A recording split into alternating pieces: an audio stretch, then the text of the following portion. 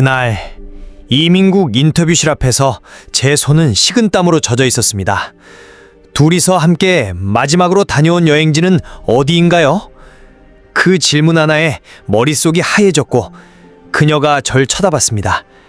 낯선 눈빛이었어요. 우리는 부부가 아니었습니다. 이게 끝일 수도 있겠구나. 그렇게 시작된 위장결혼.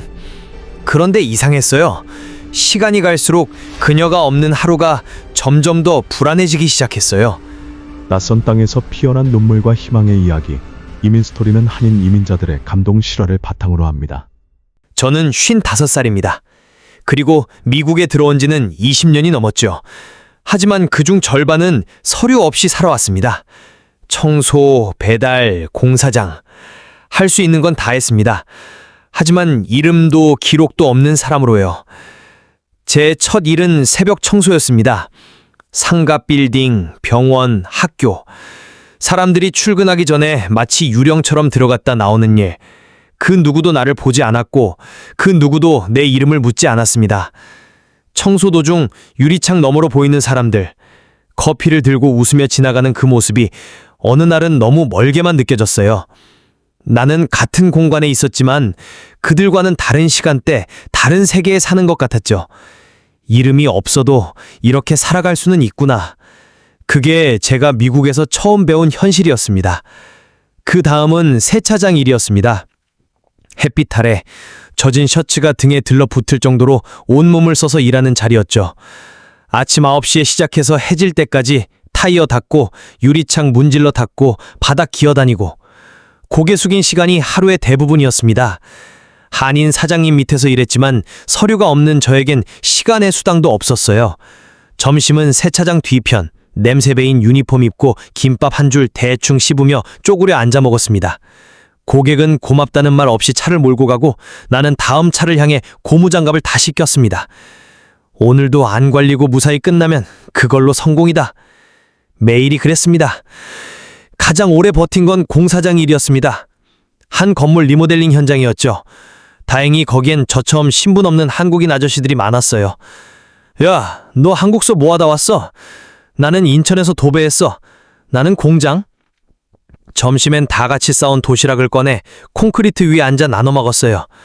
말수는 적었지만 그 침묵이 위로가 됐습니다. 감독은 멕시칸이었고 울 부를 때는 코리안 보이스라고 외쳤습니다. 그 누구도 이름을 불러주지 않았고 우리끼리는 서로 형, 아저씨로만 불렀습니다. 하루는 동료 아저씨가 무거운 철근에 발을 찧었는데 병원에 가는 대신 붕대만 감고 다시 일했습니다. 괜히 병원 갔다가 이민국의 정보 넘어가면 끝이다. 그 말에 다들 고개를 숙였죠. 그렇게 매일 먼지를 뒤집어 쓰고 존재는 숨기고 몸만 내놓고 일했습니다. 그러던 어느 날 알고 지내던 형이 말했어요. 요즘 3천만 원 정도면 된다던데 돈 좀 모아둔 게 있으면 한번 연결해 줄 수도 있고 언제까지 신분 없이 계속 살 순 없잖아. 처음엔 무시했습니다. 하지만 매일같이 버티는 삶이 반복될수록 그 말이 머릿속을 떠나지 않았습니다. 그리고 결국 저는 위장 결혼을 결심하게 됐습니다.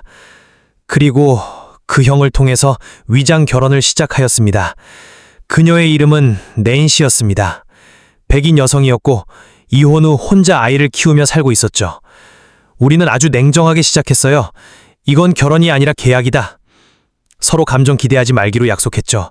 서로의 취미, 가족 정보, 좋아하는 음식까지 외웠고 사진도 찍고 인터뷰도 준비했습니다.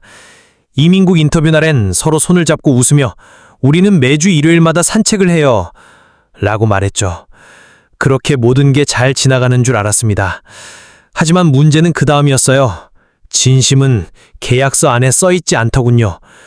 하루는 낸시가 독감에 걸렸다는 소식을 듣고 제가 김치찌개를 끓여서 집에 찾아갔습니다. 그녀는 눈물을 글썽이며 말했어요. 당신이 가져온 이 음식이 요즘 들어 가장 따뜻했어. 그날 이후로 우리는 진짜 부부처럼 살기 시작했어요. 함께 마트에 가고 넷플릭스를 같이 보고 서로의 생일도 챙겼죠. 그녀의 딸 에이미는 절 보고 조용히 말했습니다. 엄마가 당신이랑 있을 때 제일 많이 웃어요.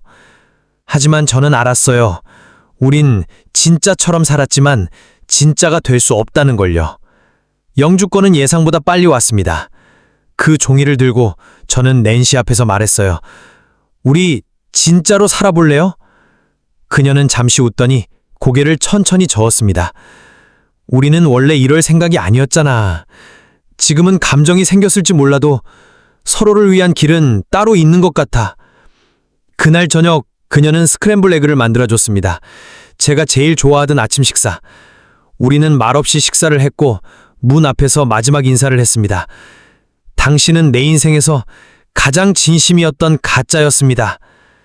그녀가 남긴 말이었습니다. 지금은 저는 혼자입니다. 합법적인 신분으로 작은 오토샵에서 정식으로 일하고 세금도 내고 운전도 하고 병원도 갑니다.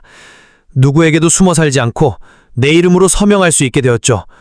주말이면 낸시의 딸 에이미가 가끔 안부 전화를 합니다. 그 목소리를 들을 때마다 우리가 잠시나마 가족이었던 시간이 떠오릅니다. 위장 결혼이었지만 그 안에서 피어난 감정은 진짜였습니다. 우린 결국 함께하지 못했지만 그녀는 내 인생에서 가장 따뜻했던 계약이었습니다. 구독과 좋아요는 더 많은 이민자들의 감동 사연을 전하는 데 큰 힘이 됩니다. 구독, 좋아요 꼭 눌러주세요.